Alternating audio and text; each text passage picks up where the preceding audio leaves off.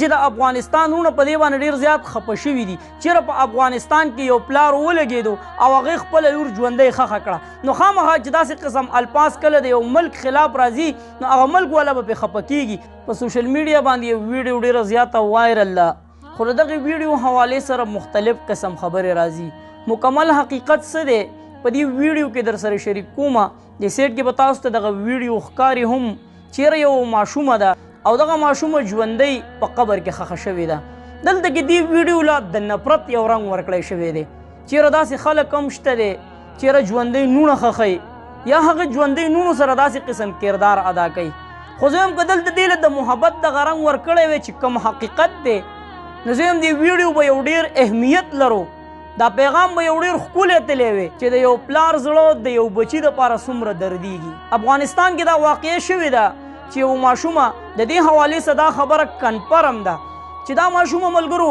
آسماني چې کومه بجلي ده چې موږ ورته تندر وایو نو دا ماشومه باندې دغه تندر دغه آسماني بجلي را پرېوتې ده او دا ماشومه بیا دوی ډاکټر له بوتلې وه اسپتال ته یې بوتلې وه نو هلته هغوی د دوی کنفرم دا ویلي دي دوی ته چېرې دا ماشومه وفات شوې ده خو په دې باندې ځان پوهېږئ ملګرو چې کله هم په عام چاپېرچل کې به هم تاسو کتلي چې کله یو ماشوم بجلي ونیسي یا غټ کس ونیسي چې هر څوک خو چې بجلي ونیسي نو چې کله دغه کس د بجلۍ نه رادېخوا شي نو د دې عوامو دا ریاکشن وي چېرې دا ماشوم یا دغه غټ کس هغه له یو کند ویستلی شي او د مرۍ پورې دغه کس په دې قبر کې ښخ کړی شي په ده باندې خاوره واړولی شي ځکه ملګرو چې دغه کومه بجلي ده نو ویلی کېږي ده چېرې دغه بجلي دغه خاوره ځان ته راکاږي نو څه وخت په دغه قبر کې یا په دغه چې کوم کند یې ورله ایستي نو په هغې کې موجود وي یا ګینټه یا یوه نیمه ګینټه چې کله هغه کې ساه را نه شي نو بیا کنفرم شي چې او د ده نه ساه لاړه یو ګینټه نیمه چې کله هغه په دغه خاوره کې ښخ وي او د ده نه دغه بجلي دا خاوره راکاږي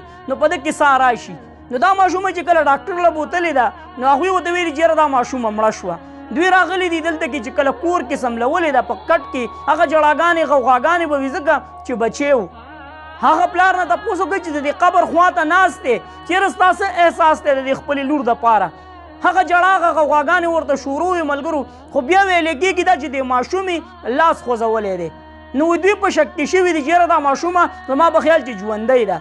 نو دوی بیا هم له صبر نه دی کړی د دغه والد صاحب له صبر نه کوي او دا یې کوشش کړی چې دا ماشومه خو یې ښخه کړې ده ځکه چې د ماشومې کې به بیا ټایم تېر شوی خو بیا دې ماشومې ړق مق نه دی والی خو د دوی له صبر نه کوي نو دا ماشوم یې دغلته په دې قبر کې د دې دپاره ښخه کړې ده او دا پیپ یې ورته دې دپاره لګولی دی که چېرې دا ماشومه په دې قبر کې را ژوندۍ شي او چغه ووهي نو چې بیا دا ماشومه موږ د دې قبر نه راوباسو نو مختلف قسم پراپیګنډې مختلف قسم الفاظ د دې دپاره استعمالیږي څنګه چې تاسو ته ما وویله چې په دغه ټایم کې د دې پلار دا زړه د کتلو دی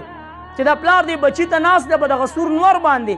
او دا کوشش دی که چېرې زما دا بچی را ژوندی شي نو چې په دې قبر کې د دې نه بیا ساه ونه وځي چې زه دا خپله بچی په ټایم باندې راوباسمه نو دا چې کومه واقعه شوې ده ډېره افسوسناکه واقعه ده او د دغه پلار او د دغه مور دغه تکلیف دلته د پلار او د بچي محبت څرګند دی چې د دې پلار د دې بچي سره څومره مینه وي تاسو به په عام چاپېرچل کې هم کتلی خو دا هم یو تصویر دی د پلار او د بچي د محبت وی مور بچپن مراله بیا چېرته کرا نه کړي او ما په غېږ سم لوه چې ما چېرته جدا نه کړي او دا د نفرت او ځانځانۍ ژوندون مې نه دی په کار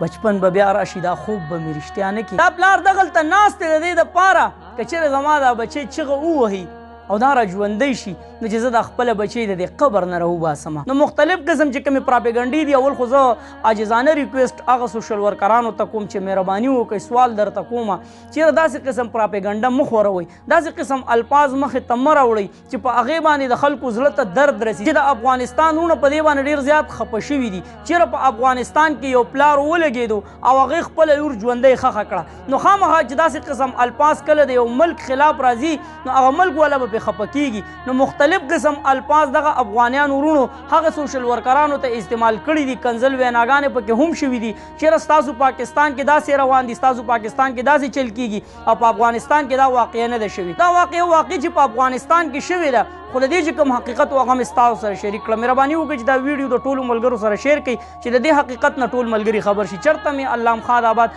او خوشحاله ساته اخره کې وواس پاکستان زنده باد مسلمان زنده باد تل دې وي آباد دې وي زموږ وطن پاکستان دې مسلمان دې وي الله